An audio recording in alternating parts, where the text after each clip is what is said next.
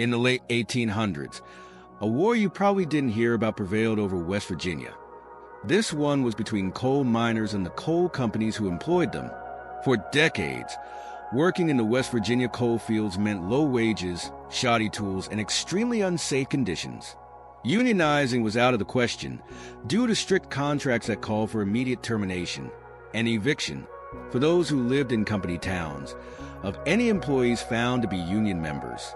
In 1920, the United Mine Workers Union succumbed to local pressure to organize in the area, starting with Mingo County.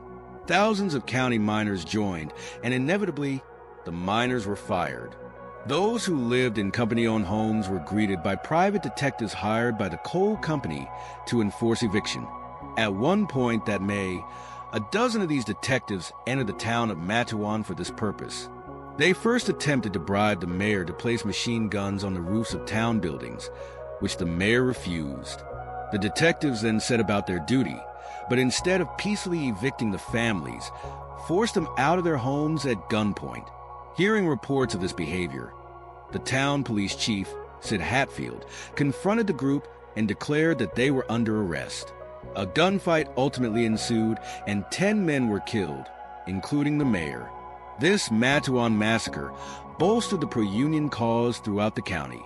Over the next several months, those for and against unionization engaged in what was essentially guerrilla warfare, culminating at times in shootouts, ambushes, and assassinations.